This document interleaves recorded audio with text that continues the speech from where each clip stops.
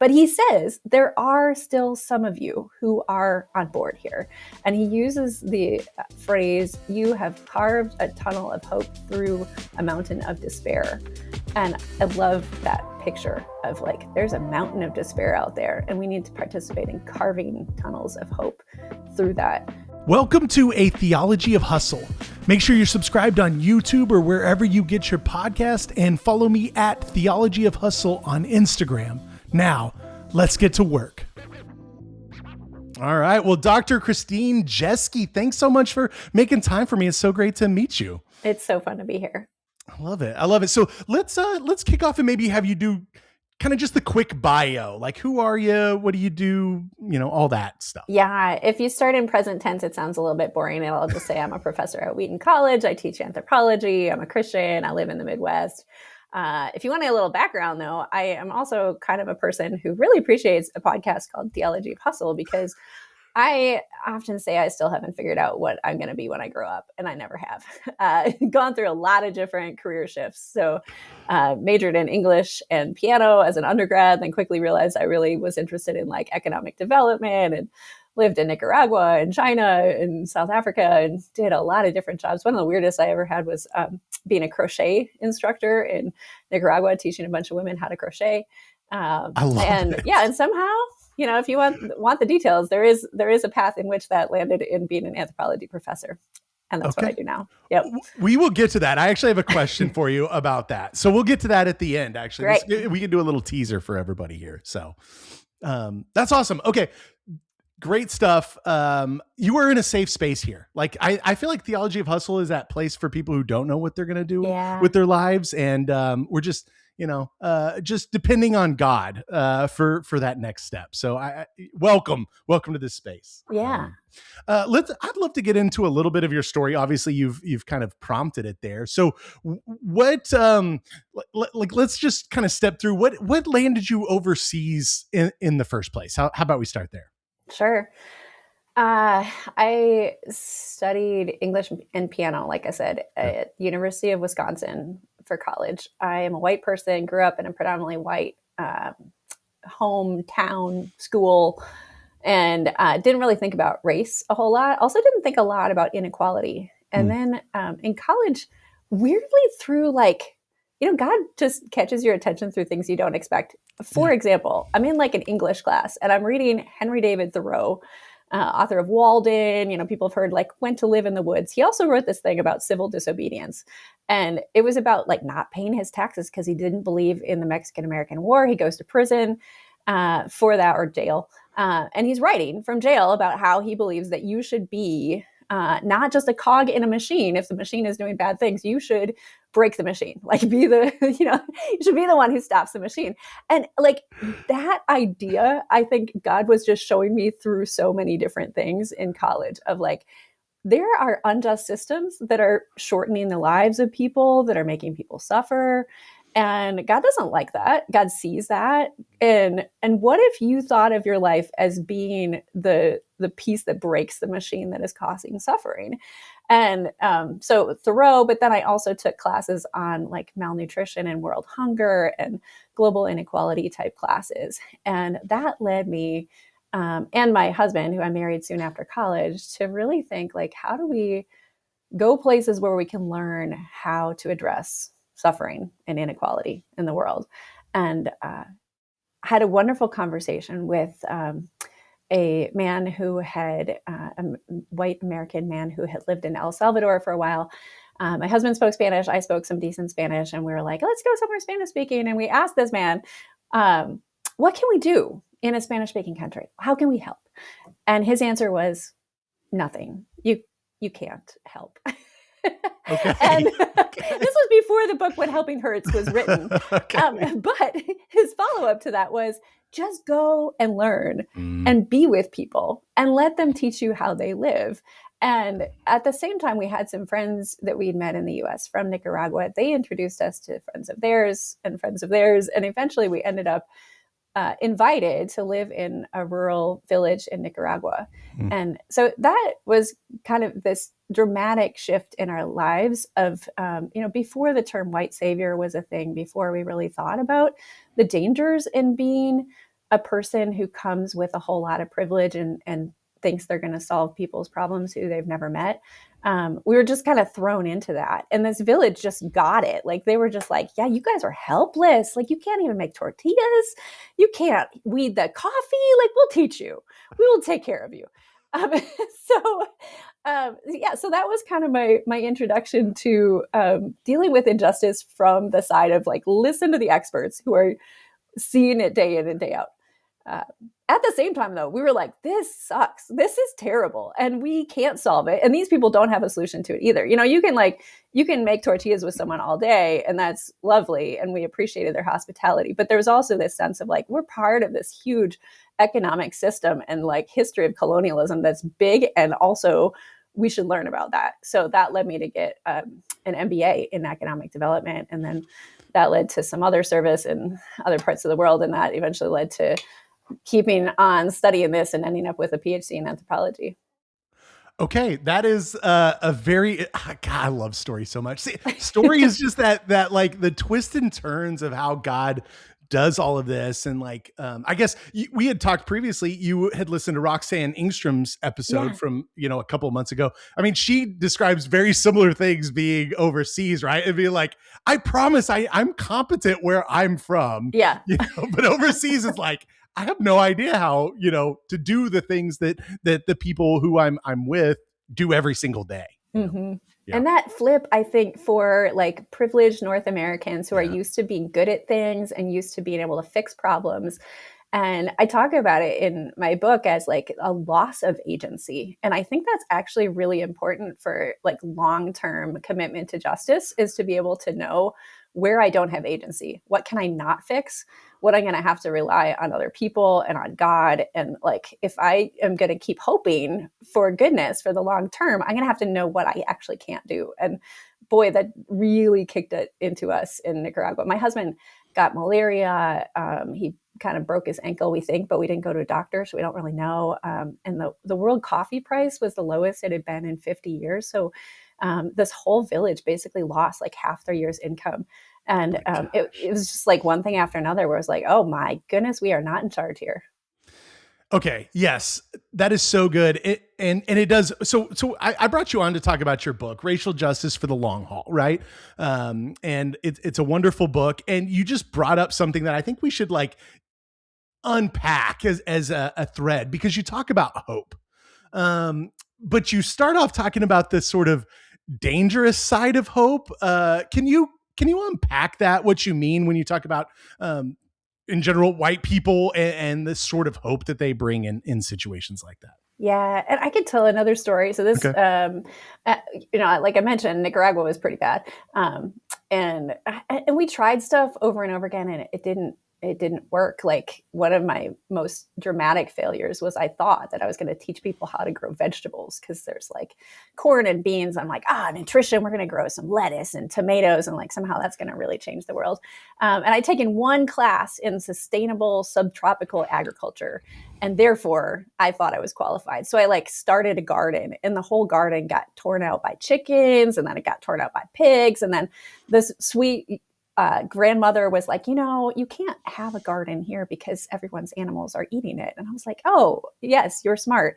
And then she was like, well, you could do a garden on my plot of land that's a long ways away. And we did that, but the soil was like clay. Anyway, everything died. The one thing that actually grew was this little plant that was growing outside of where I was staying. And it grew there because I had dropped some squash seeds, and there was a squash plant growing. I was so proud of it. And then this man got drunk and fell down the stairs and landed on the squash plant. And I kid you not, the name that he went by, like his nickname in the village, was Diablo, meaning the devil.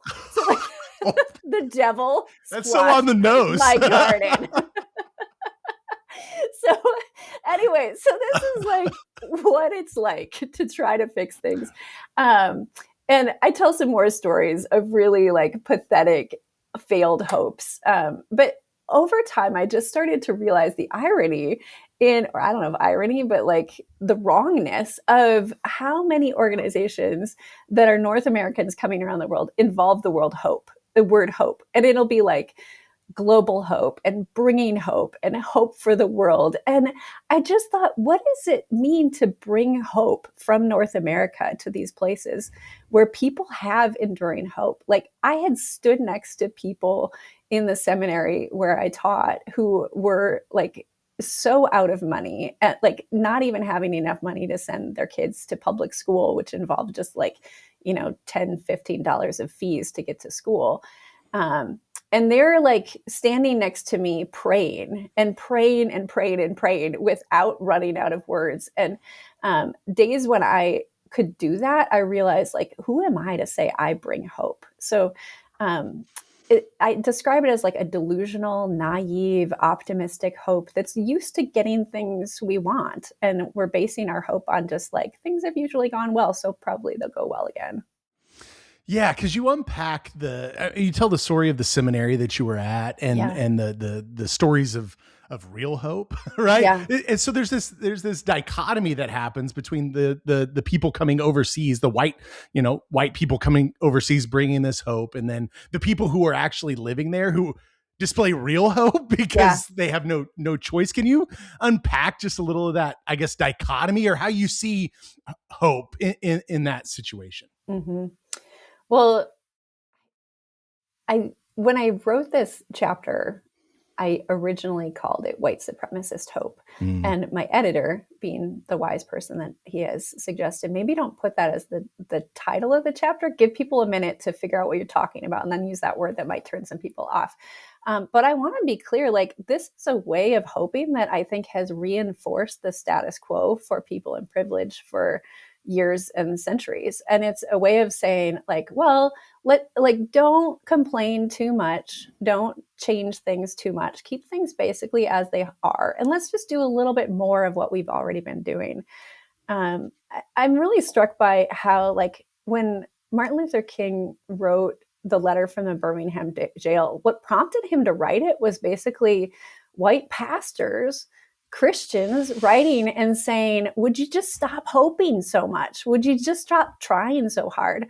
And if you read through that letter carefully, it's all about hope. And it's not just saying, let's just trust that the wheels of change are going to turn out fine for us. It's like, we have to act right now. And we have to do that against the odds sometimes. So that I found, and I'll say the reason I wrote about hope was not just because of my own experiences of hope, but it was because when I talked to people about how you became long-term advocates for justice, like, what's different now, 10, 20, 30 years into doing this from what you were like when you got started, they kept saying, I hope differently. I don't hope the same way. I'm like, how do you hope differently? And that's kind of what they described, was going from naive optimism to having this rugged, like, acknowledgement that things can be really bad. And yet still, I'm doing what I'm doing.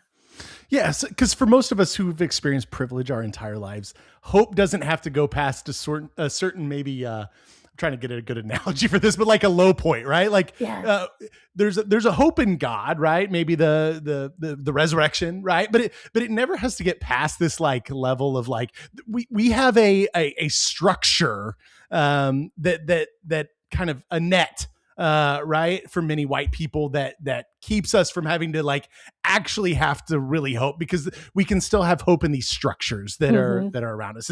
Would you resonate with that? Okay. Yeah. Okay.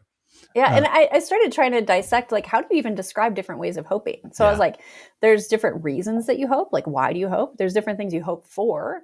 Like, I could hope for my children to have just as good of a life or the same kind of life as my own life, or I could hope for something really different for them. There's really different things we hope for. And often in justice kind of conversations, we don't always name what we're hoping for. We often are like, well, we don't like injustice. We know the history of redlining and discrimination and Jim Crow. We know it's wrong, but what are we aiming for? And the other thing that I realize we need to unpack about hope is, like, what does it tell us we should do? I think there's some ways of hoping that basically say, sit tight, slow down, just rest a little and hope by doing nothing. And then there's ways of hoping that are like, no, get active. You need to be participating in that hope. Yeah. So, yeah. I mean, that's Dr. King's critique of the white moderates, right? From the letter from Birmingham Jail. Yeah. I mean, we have an event coming up at church. It's called Speech on the Steps, but it's for Martin Luther King Jr. Day. We host an event at the church and kind of read the letter from Birmingham Jail. And I was just talking with one of my friends in ministry who's speaking at this event, and he was, we were considering how to even talk about those white moderates, because so much of the letter from Birmingham Jail you could transport to today. And it all applies, Yes. I mean, it's not like there's that much distance between, the 60s and today in so many ways. Yeah, it is. And I unpack a lot of it in this book, actually. And one of the phrases that really got me was, he talks about, like, I am so disappointed in the white church. The white church, you should be the best at this among all the white people, but you are often the worst. And, but he says, there are still some of you who are on board here. And he uses the phrase, you have carved a tunnel of hope through a mountain of despair. And I love that picture of, like, there's a mountain of despair out there, and we need to participate in carving tunnels of hope through that.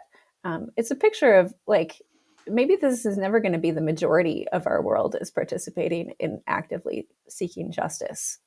There's a lot of reasons not to participate, but there's people who are making those tunnels. And this was a book that was really about, like, how do I find those people who are making tunnels? Oh, that's so good. There's so many things I want to talk to you about. I'm having trouble even, like, collecting my thoughts. I want to go back to your story though for a second, because I resonate with your story in a lot of ways. My wife's a social worker. We moved to Chicago. I went to Moody Bible Institute. So we were in downtown Chicago, ended up doing ministry in Cabrini Green, but she's a social worker, and, like, not just like, social workers are hardcore people. To go into social work, you have to be a little crazy, I think, and we had this belief that we were going to save the world, and, we spent our 20s sort of in that mentality, like, go back to hustle. We were hustling to save the world in so many ways, in all these different places. And I don't know, looking back at those days, it's like I was so on fire, and all of that was so unsustainable, because I don't even know that I had, like, a here to there. And maybe it goes back to your, like, what are we actually hoping for in the justice? Do you resonate with some of that, like, looking back on those days about sort of being saving the world in your life? For sure. I think, yes, when I look back at, like, journals and letters that I wrote from those early days, especially in Nicaragua, I just think, like, I had all these projects that I thought I was going to do. I was going to make my garden. I was going to teach Bible classes. I was going to, reform the whole school. I think I was like, I can reform the whole education system while I'm at it. And, like, the organization that we work with in South Africa was this pilot project that was doing microfinance, and it was at the height of microfinance, and, like, Muhammad Yunus won the Nobel Prize in the year that we started our organization, and he was on the advisory board for it. And, like, the idea was you can just give poor people small loans, they'll start businesses, and then they will work their way out of poverty, and then you can multiply that. And we didn't found the organization, but my husband and I worked for it when it was brand new. And the founder had this vision for, like, we're going to multiply this all over the continent of Africa. Now, we got 2 years in and we shut down that organization because it didn't work. Yeah. So, like, you learn through failure. And I think so much of learning through failure as a person of privilege is just, like, paying attention to the people around you who are saying, we tried something like that and it didn't work. And we know it's not going to work. That doesn't mean you shouldn't try it, but, like, just be realistic here and look at the actual obstacles you're up against. Well, and I think if I were to go back to, like, Currey, 25-year-old Currey, 25-year-old JJ, my wife, I think the two of us would look at current day Currey and JJ and be like, those people sold out, right? Yeah. The mission was to save the world, and we were going to do it in the inner city. We were going to do it hardcore. And we would see ourselves today as sort of selling out to that mission. But the thing about all those failures and learning is that, like, I think we're doing much deeper work today, but it looks so different than that sort of on fire, like, can't stop, won't stop sort of person. Yeah. One of the things that I noticed, so I interviewed 70 people for this book. 30 of them are people of color. who were all Christians and leaders of churches and organizations dealing with racism. And then it was the people that they recommended who were white Christians involved in that same advocacy for justice. And I tried to piece out, like, what do I see across their lives that is consistent, that keeps them in this long term, like, that's not just the 25-year-old Curreys, like the middle-aged and older. And they were from all different ages, from the youngest was probably about 25, but up through like their 80s. And I noticed people, I would ask a question like, fill in the blank. I would not be committed to racial justice today if not for blank. Tell me a story. And they would tell multiple stories. And almost everybody had a story that was what I call like a collision, where I describe it as like your imagination of reality collides so hard with reality that you can't ignore it. And when we've had collisions like that, like for me, it was a murder in my family and of a Black man. And, that happened. I was like, I cannot ignore the reality that white and Black people have different experiences in this country.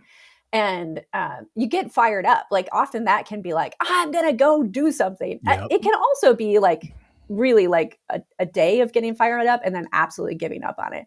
But for some of us, it does give us this spurt of motivation.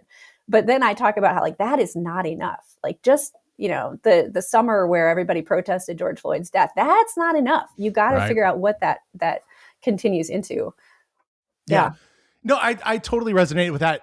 I actually was literally about to ask you about the collision. Because I think that's such a fascinating, I can go back to like, moment after moment. I can think of 3 or 4, like off the top of my head. Actually, at our Martin Luther King Jr. speech on the steps last year, I was able to share about my collision. And it resonated deeply with a lot of people, especially in a multi-ethnic setting. It was really cool to get to share that piece of my life. Because even in my current setting, it's not like you're just like talking about, your collision point from time to time. It's it's kind of this moment on time, but can't, like you said, sustain you because and you talk about this in the book, many people like to find a program. Mm-hmm. They like to sort of do a program, right? 8-week study and then sort of check the box and move along. Right. Yeah. The other thing I'll mention about collisions too is that I heard about them in the lives of both white people and people of color. And I noticed a really different way that people were processing them and what exactly was so jarring about them. And for white people, it was often, how did I get so far in my life and not know this? It was like, I was in college and I took this class and they talked about whiteness and I didn't know that word existed. Yeah. So it was like, how did I not know for white people? Whereas for people of color, it was so frequent. It was so common. And they're like, oh yeah, like it goes back to my earliest memories with my parents and my grandparents is we had to talk about racism because there was that incident and it was just the frequency of it. So that's part of the difference in how race works on us through society. Yeah. Even my Black friends have very different conversations with their kids about everyday life, right? Yeah. Driving and interactions with authority figures, right? These are conversations I do not have to have with my children. Mm-hmm. Very much so. Yeah. So what is it that takes somebody from that from your research in your interviews, take somebody from that collision point to sort of a lifelong fight for justice as opposed to maybe collision that, is just sort of a distant memory kind of over time? Yeah. So I found 3 pieces that fit together. One of them is collisions and they don't always happen in order, but I'll tell you what the other 2 are. One of them I call asking why.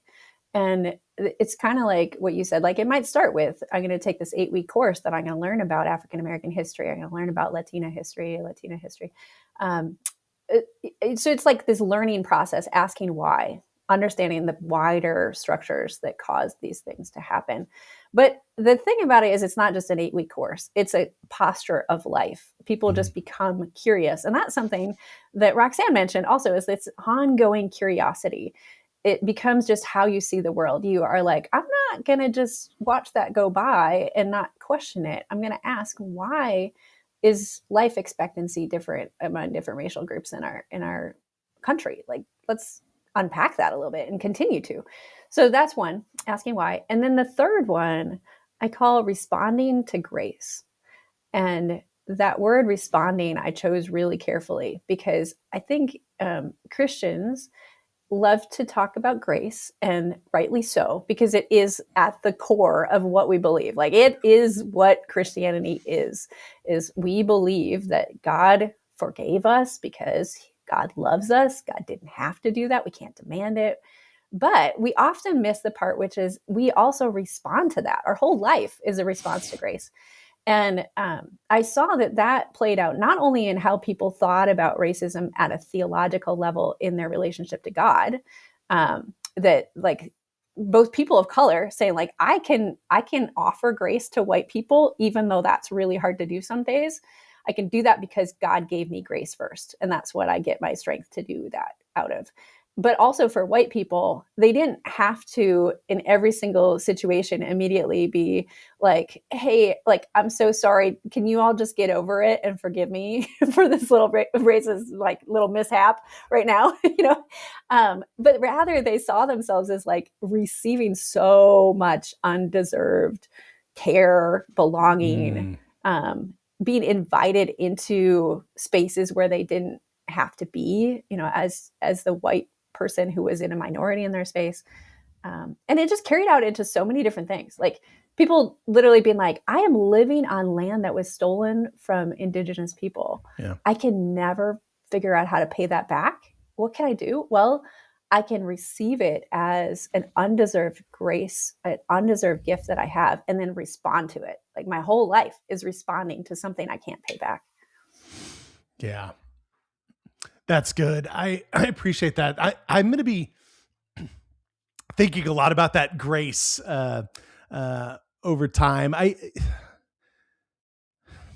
don't know. This might be unfair, and might be out of the scope of like your book, but how can we help bring people along this journey as white people who have kind of experienced these things, who are in it for the long haul? What does it look like to kind of journey along with our white brothers and sisters on this journey?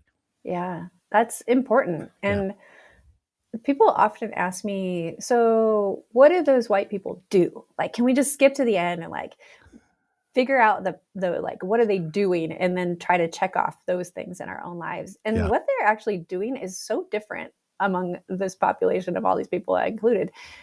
You have people who are in like predominantly Black churches and multiracial churches, but you also had some people who almost intentionally chose white churches or white communities, white neighborhoods, because they're like, I need to make a difference in telling white people how to think differently and act differently in this space. How do you do that? I mean, I think one thing that struck me through this research is just realizing it is a journey, and it's a long journey, and you don't get to just speed up and skip to the end of the journey. These things take time. Yeah. Like, when you have a collision moment, that's an opportunity to slow down and ask what happened and why, and not walk away from it.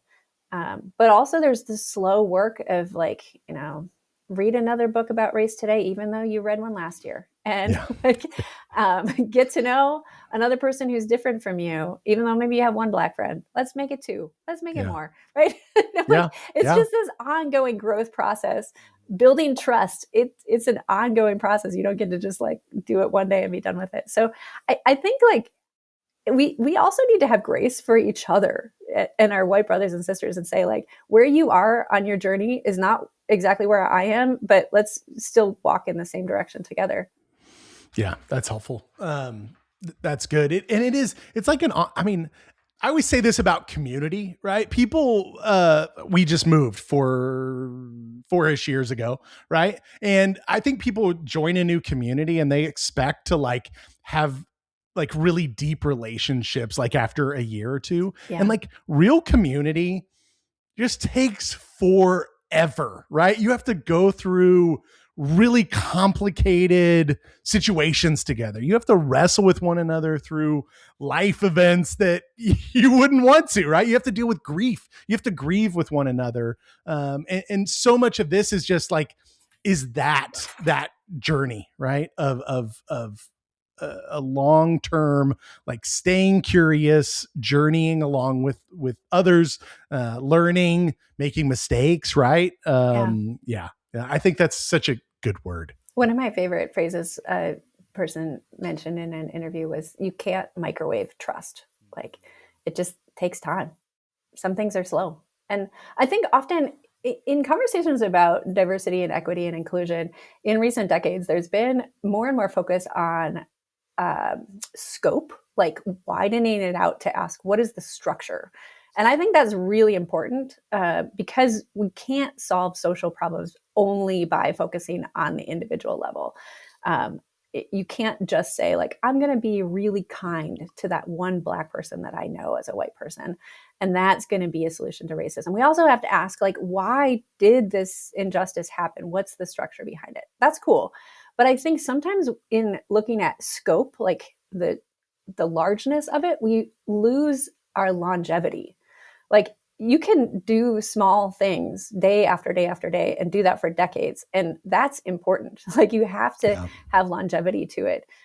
So that is really what I found myself focusing on in this book, is like, how do you stay with it? What is the long haul? Because if you are just like, oh my goodness, I'm not going to settle for the individual level, I'm going to change my whole university tomorrow. Cool, but you're going to burn out in a week. And then why did you bother? So how do you keep doing it for the long haul? Yeah. And I mean, you're bringing up kind of institutional, that's a whole different thing than sort of even a family structure, especially individual structure, but, changing institutions might be one of the more complicated things that there are, especially institutions that have been mired in sort of, white supremacy for years on end. Right. And that's just kind of how it's always operated and been. Right. Yeah. So how do we get into, I mean, is it possible to change an institution? How about that? Like, I don't know. I find myself skeptical sometimes, especially it's just such a long, slow arc, and there's, so much backlash to all that. Like, how can we even think about, do we need all new institutions sometimes? Ooh, that's a big one. Sorry, maybe, and if that's the stuff you want to talk about, that's totally fine. These are things I think about a lot, We should think about these things a lot. Yeah. I mean, the question that runs through this whole book is, dare we even hope? Not just dare we hope. Like, I start with this story of a woman who has put on blackface for a Halloween costume. And she's sitting across the table from a Black man years later and telling about that. And she just mentions it offhandedly, that she put on this black face Halloween costume of an Olympic runner. And in that moment, she says, like, he has this look, he has this gaze where he's looking at me. And it feels like the question he's asking is there hope for this white girl, that she might actually learn something? She might actually change. And that question, I think, multiplies not just at an individual level, like you asked earlier, like, what do we do with the individual friend we're trying to bring along on the journey? But like, is there hope for whole institutions, for an entire nation? And you can read history in a lot of different directions. You could say, like, well, look at history and we can see these moments where change did happen. But you can also look back at history and look at the backlash where it didn't change. I was just going to say, we're kind of in some of that. I mean, we're in that right now. Yes. Yeah.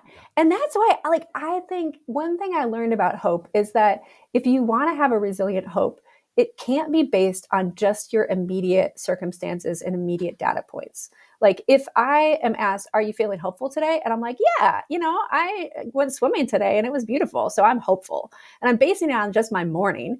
That is not very solid, because the next day, I might get caught in a snowstorm. I'm not hopeful.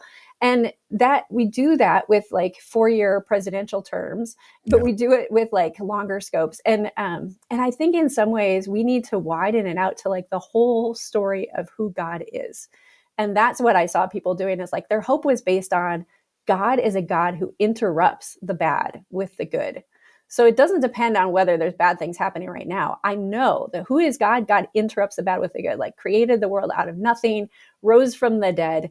That's the story, like brought people out of exile in Egypt. And so if I believe in God at all, I want to believe in a God that interrupts the bad with the good. So does that mean institutions can change? I believe they can, because I believe in God, right?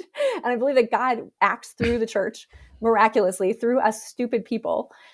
But I also believe it's going to be hard sometimes because we just keep doing the bad. And if you've worked or lived or been a part of a church for any length of time and tried to change anything, any change is hard, much less change that works for justice when we have patterns of injustice.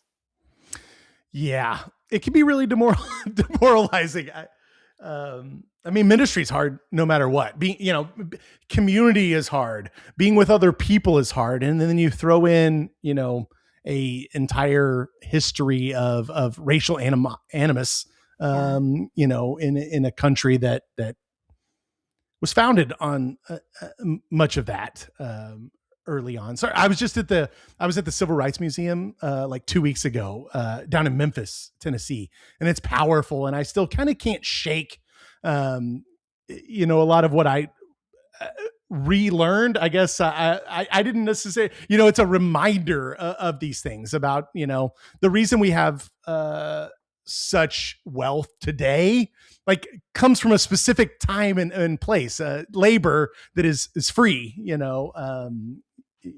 during the slave trade. And I think it could be easy to lose hope. So I really appreciate that word of hope, that God, this is God's, right? It's not ours. Yeah. And it's not just a hope that God will just do away with all of it and we'll be fine when we're in heaven. Right. It's like God is actually doing that right now. Can I read one of my favorite quotes on this topic that I've probably read for some other podcasts too, but I just can't stop reading it. This is from a white woman who is at the time hanging out with a multiracial group of friends who are part of this church, who's been working hard to try to really change the institution of their church and even to some extent their whole denomination. Yeah. And she says this: something that Christianity offers is the sense that it's not actually about us. Growing up, I used to think that we make things happen for God. And now I see it's like, nope, that's not how it works. It's a pivot to see that actually we respond to God's goodness and movement in the world. Everything we do is a response to something that's already happening, that's bigger than us. People have been living in my neighborhood a long time before I ever got there and will continue a long time after. And I am a part of something larger that's not actually about me. I mean, I'm responsible for my actions and for reflecting the goodness of God in the world, but ultimately, at the end of the day, it's not about me. I think that's a helpful recalibration because some of the discourse about racial justice is apocalyptic. Like, if we don't do this, it will all end. And that's a lot of pressure. Look, the track record isn't good. If I have to trust in humanity to do good things, I'm not voting on humanity. But Christianity is saying you can respond out of God's goodness and work in the world. You're part of the bucket brigade. So get in line, and it is important, but we're not that important. Wow. Yeah. That's a whole word right there. Amen. Yeah. Get in the bucket brigade. Just carry your bucket. Yeah. And I mean, it decenters ourselves too, doesn't it? Mm-hmm. I mean, we live in an individualistic society, and you tend to think of ourselves as the ones. I mean, maybe it goes back to 25-year-old Currey, I guess, thinking of myself as the one to kind of do this. And I love that metaphor of the bucket brigade. Like, we're part of this larger, group of people doing this work. Yeah. Yeah. Right. It goes back to that idea of like, sometimes we have to know where our agency ends, what we can and can't do. Yeah, that's good. So we got so distracted off of your story. I feel like I probably could just go back there for a minute. Maybe if I could ask you this, and if this is something you're not wanting to share or whatever, that is totally fine. But, you talked briefly about your collision. What has been that thing that sort of, how have you seen that sustenance, that sustaining, in your life since, that collision point? Mm-hmm. Is that a fair question? Is that okay? I mean, yeah, doing this research really did cause me to go back and reflect on my own life.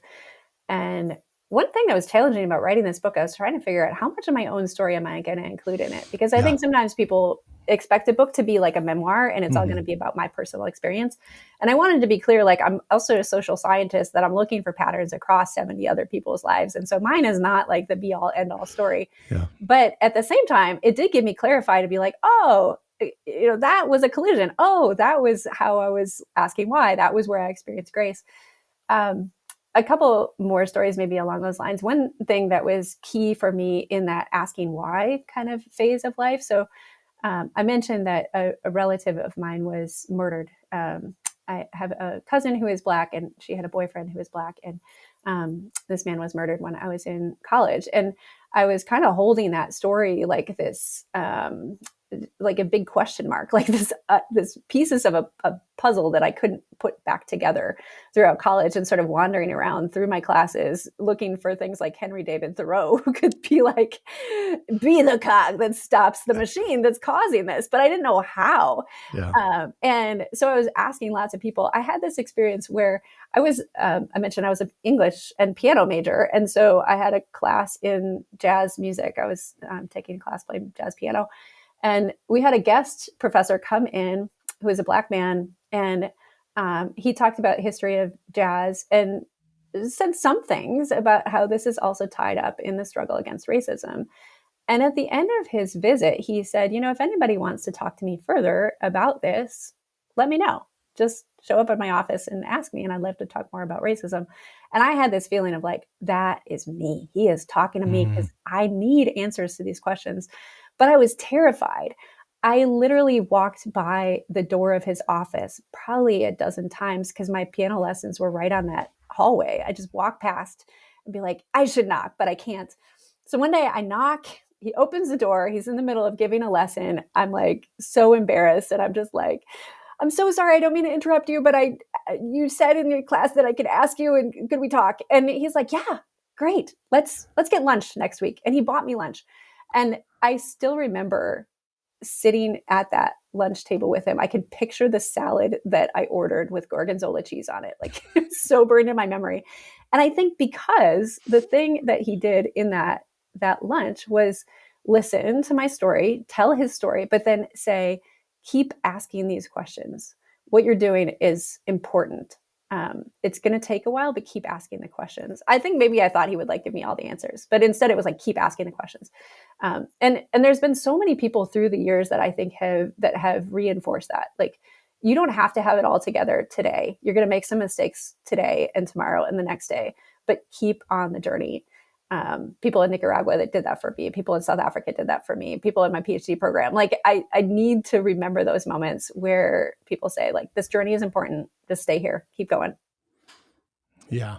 I mean, that's the hope that we spur each other to. Gosh, it ties together so many of these threads of talking about you can't microwave this, and it ties together so many of those things. And I really appreciate you sharing that story with us, and the hope. Right, I feel like the more people that you see kind of in this and walking out, justice, racial justice.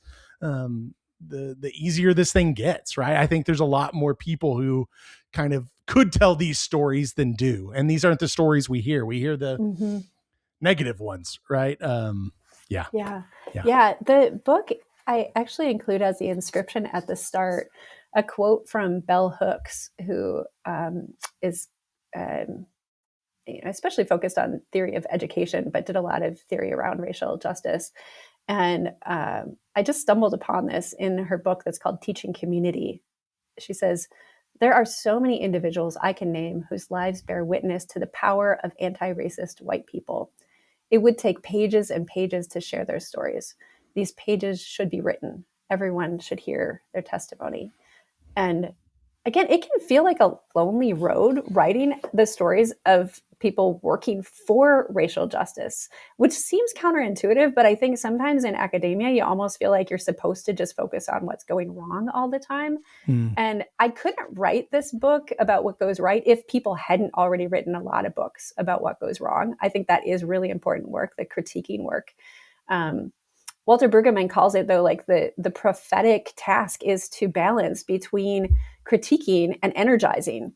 And energizing has to be able to envision what will work how do we name that? How do we see it and see examples of it and remember that God is working and that the good is possible? So I was just encouraged by seeing that in this academic book by Bell Hooks. Yeah, I love that. That's good stuff.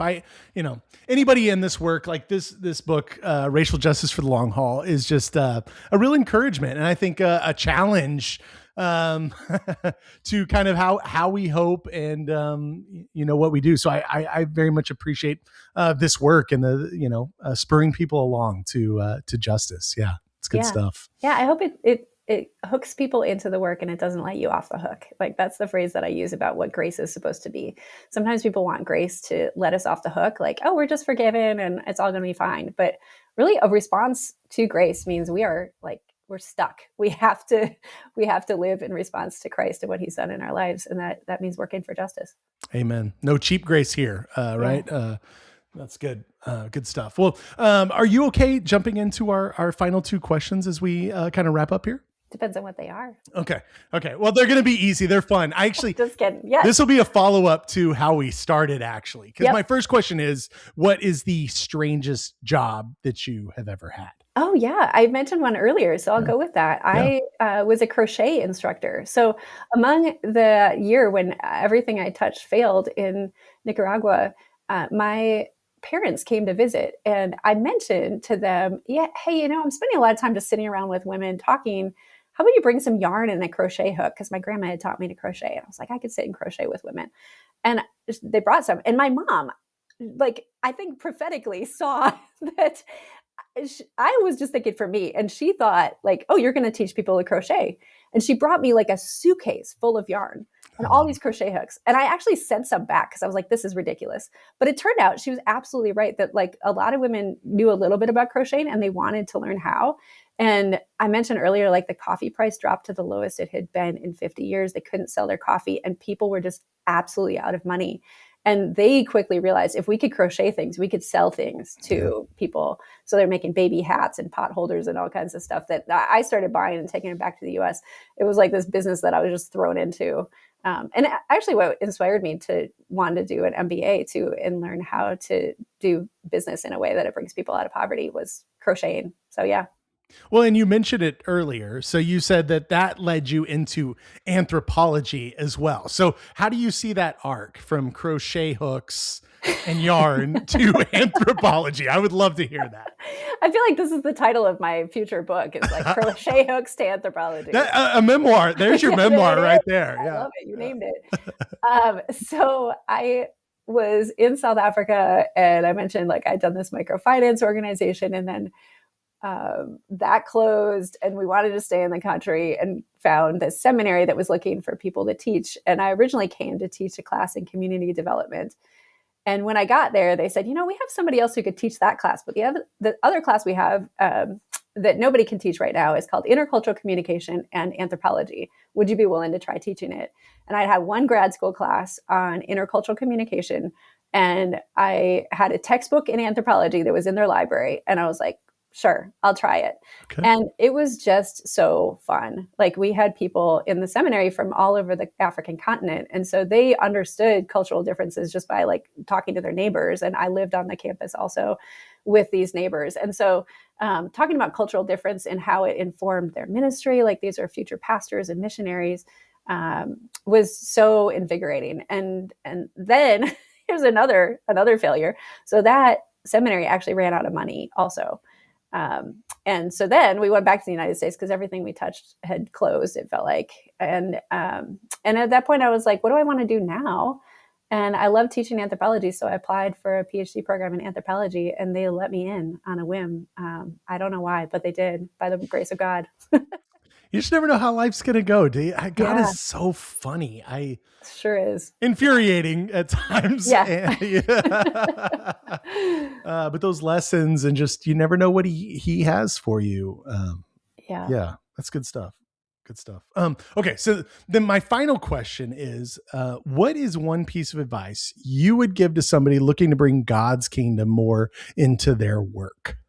Okay. Here's the thought. So I love my job as an anthropologist in part because it gives me this ready to use excuse to ask people to tell me about their life. And I do that professionally for interviews when I'm doing research, but it has changed how I interact with everybody around me. I teach a class that's called Understanding People. And the goal of it is just to train students in how to have really good conversations where they listen well to people and then pay attention to the wider context of those conversations. So I would encourage people, if you want to start bringing kingdom in your workplace, start by just asking people good questions and listen to their stories. Have lunch with somebody that you would not normally cross paths with, whether it's, somebody working higher or lower in the organization. And I love just saying, how many questions can you come up with that start with, tell me a story about, and then fill in the blank. Tell me a story about how you learned to hope. Tell me a story about how you came to care about justice. Tell me a story about how you started to work here. And I think that uncovers so much material for where justice needs to happen. You listen to those stories and you'll start to notice like, oh, that's some work we need to do, but also that's where God is working. And so I think that's a pathway. I love that. I've never had that answer, and leave it to an anthropologist to just kill it with a great answer like that's that. What I do. Love that. Yeah. Story is so powerful. Yes. It's so good. Thanks for coming on and sharing your story with me. Maybe we'll talk about hustle. Maybe we'll get another one together and talk about another specialty of yours, hustle. How's that? I can't wait. Yeah. Okay. I was telling you earlier, I got this whole chapter I wrote on hustle. So I was excited about this podcast, but I love it. That's the next one. I love it. I love it. All right. Well, thanks again. Yeah. Thank you. Thanks so much for hanging out and listening to A Theology of Hustle. Make sure that you like and subscribe, all the things, and follow me at Theology of Hustle on Instagram. My hope is that this podcast just encourages you in your work, whatever that may be. So until next time, get out there and hustle.